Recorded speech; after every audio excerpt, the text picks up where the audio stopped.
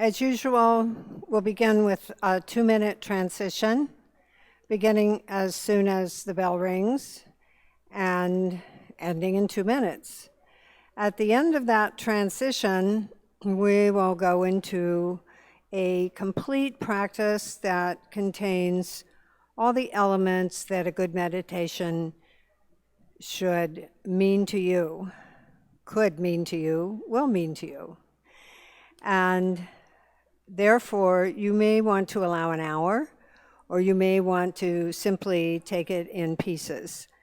So the transition will be 2 minutes. There will be a brief introduction, and then we will spend a few minutes on a breathing pattern and take that immediately into about 10 or 15 minutes of movement to move the spine in all directions so that the body can sit in a comfortable position for the meditation. We'll end out the hour with approximately 20 minutes of meditation.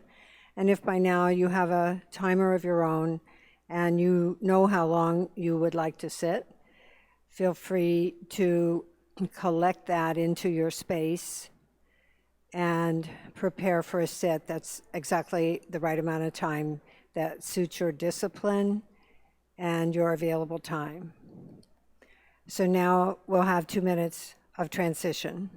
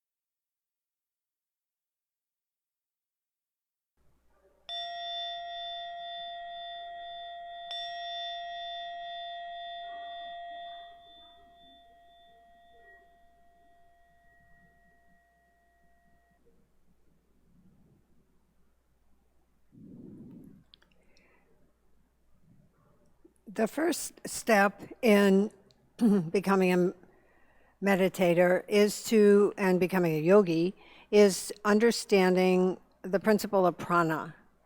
So prana is truly everything that is organic in the universe. It's you, it's your breath, it's the waterfall, it's the air you breathe. Most of these aspects can ultimately be controlled. The breath, which is primarily associated with the meaning of prana, is something we really cannot control. It's both a voluntary and involuntary system of the body. Therefore, it represents unity and balance, the key principles in the meaning of yoga. So as you begin to find a comfortable place to do some stretching motions, some asana-like positions of the spine, you want to first get connected to your own breath. So without trying to control it, watch the breath come in and watch the breath turn and come out. You can visualize the body opening with breath, taking in energy, and then the extension or the relaxation of the body as the breath moves out in an exhale. There are tiny spaces in between each breath.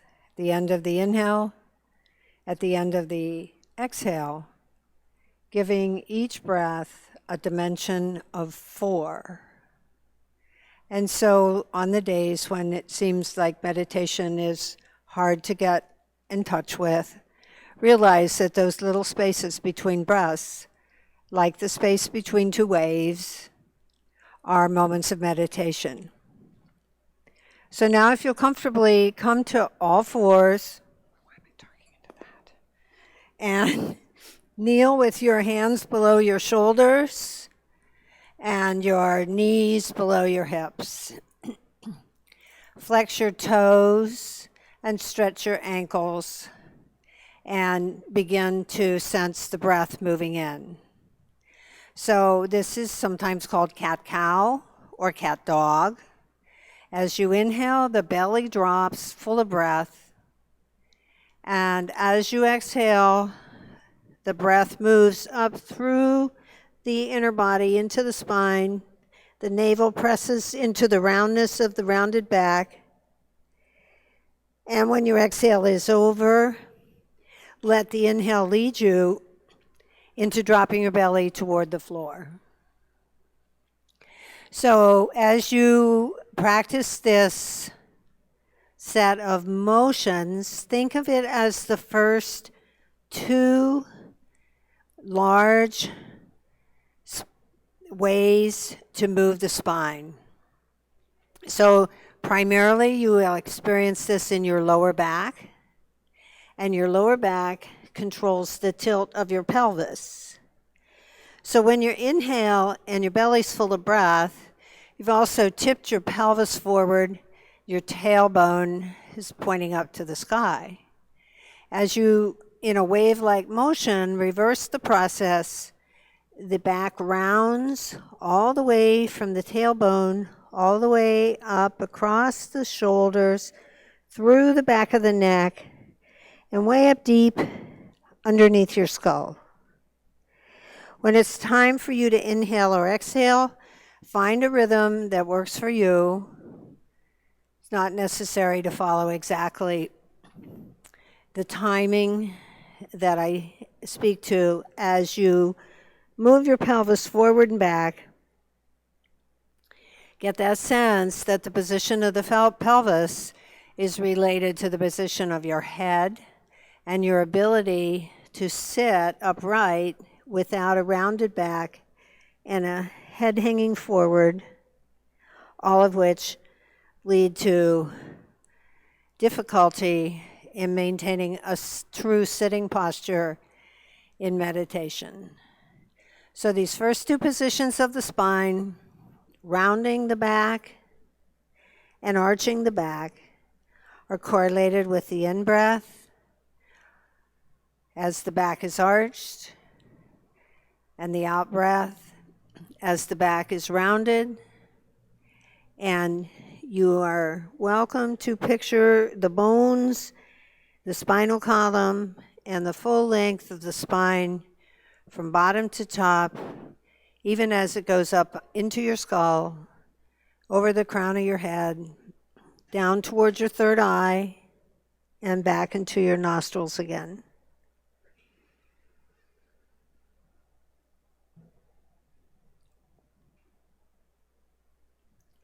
After a couple more of these, a number of which allows you to feel that you've got a big arch in the spine and that you've let your neck relax and your lower back relax.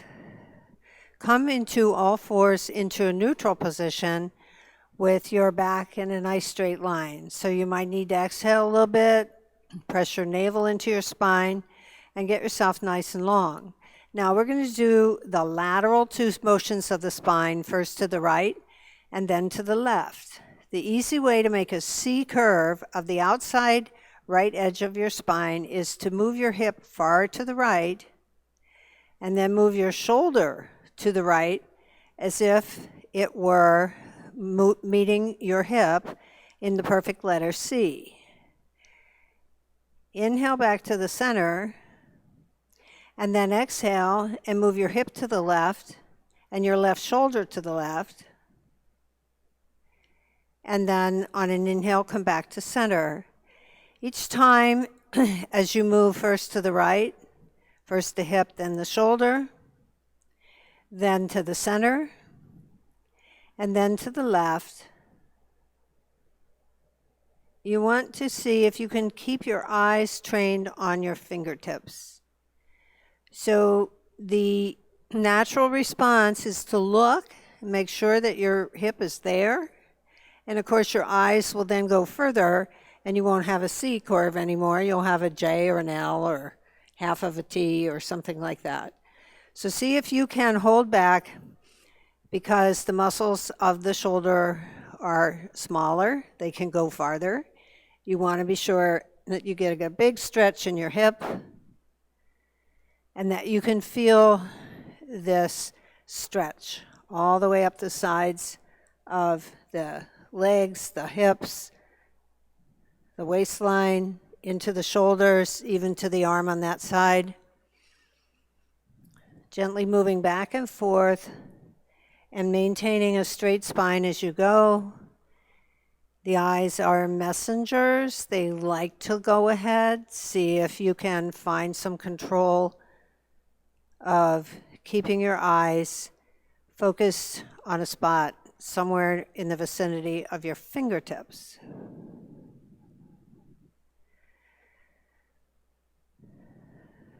A few more breaths in the C curve, the lateral two positions of the spine, to the right and to the left. And then come back to the center and come into neutral. If you need to shake out your hands, if you need to shake out your wrists, if you need to bend your feet onto the floor, feel free to do that. And then we're going to move into the next position of the spine. And that is to bring your elbows to the floor in front of yourself and your hands in the air. So your thumbs are going to be up somewhere near your forehead or your eyebrows. And as you walk your elbows forward, your chest is going to start to drop toward the floor. Now, if you want to begin by placing your forehead on the floor just because you're learning this position, that's great. But what you want to do is be opening the upper part of the spine, the space between your armpits and the backs of your arms, from your armpits to your elbows. So if you can look forward and keep your chin off the floor, let your chest reach the floor sooner than your chin. This might be meditative practice that takes several months or years to achieve, but as you do it, you will begin to experience the fourth opening of the spine, the space between the shoulder blades, between the armpits, between the elbows, and including the all-important route to the fifth chakra of the throat. So moving from the heart to the throat, have an even breathing pattern, inhaling and exhaling as your chest gets heavy to the floor. And feel the whole opening in the upper chest.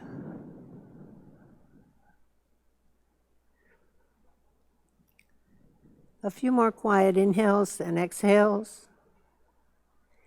And then slowly make your way back to all fours. Bring your palms to the floor, your knees, your feet just as wide, and come into a neutral spine. So now we're going to finish with the upper chakras and the upper areas of the body and the neck, the ears, the throat, the crown of the head. So you probably know this is thread the needle, and we're going to do it mostly for extension, not so much for lifting. So find even weight on your knees, the tops of your toes, and then your hands. Placing your right hand firmly on the floor, pick up your left hand, look at your palm, as your palm and your fingers lead the way behind your right wrist. Let them move slowly into space. So there isn't any hurry to get there. And what you'd like to do is keep the fingertips touching the floor, the top of the hand touching the floor, and the arm moving all the way through until eventually your shoulder touches the floor. And now the sense here is that you inhale as you twist, and you exhale as you extend that arm a little farther each time, and get a sense that you're setting the foundation of the body on the outside edges of your left hand, your left arm, and your left shoulder. Please experiment with your right hand and notice if you move it up or down or back, or pick it up and put it down again. Little ways that the pressure of the right hand into the floor helps the left arm get more of an extension, and that every exhale becomes just a little bit longer. You want to be sure that you're not twisting your neck, so in case this is hard for you to get all the way through to your left head of the arm bone, you can always put a blanket under your torso to rest yourself. You should feel your left ear on the floor, but not any discomfort in your neck. So now on an inhale, slowly begin to bring your arm out. Bring yourself up into all fours again. Coordinate it with your breath. And feel the length of the spine from tailbone to the crown of the head. And now shifting your weight to the 3 points of your two knees and your left hand. Use that left hand to give energy to the right hand as you turn the right palm toward the ceiling and thread the fingers through, allowing everything of that arm to stay on the floor. There's no competition in here to get a long way through. Try to get the sense that you're setting a foundation so that with every exhale, you get a little more stretch, a little more opening in the shoulders.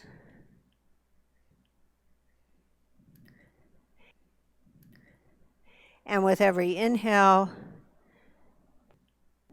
you gain a little more energy for the task. Breath is even. Steady. Circular. Rhythmic. And quiet. Use as much of your grounded hand as you like to move around and make yourself comfortable if any part of you is not so.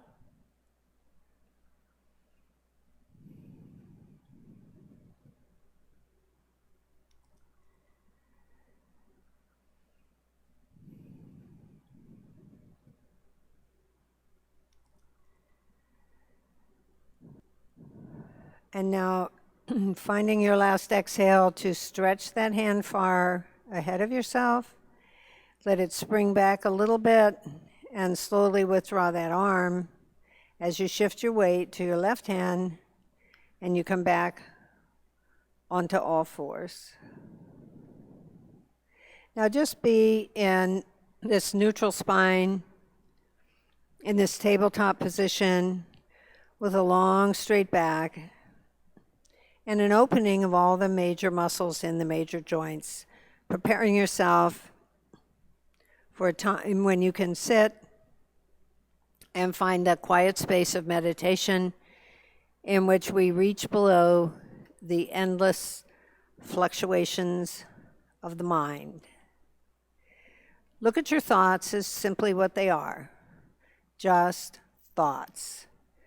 Probably there are very few thoughts you've not had already once before, so stop each one as though it were a cloud, a sheep jumping over a fence, or simply a word or an idea that becomes a concept called a thought.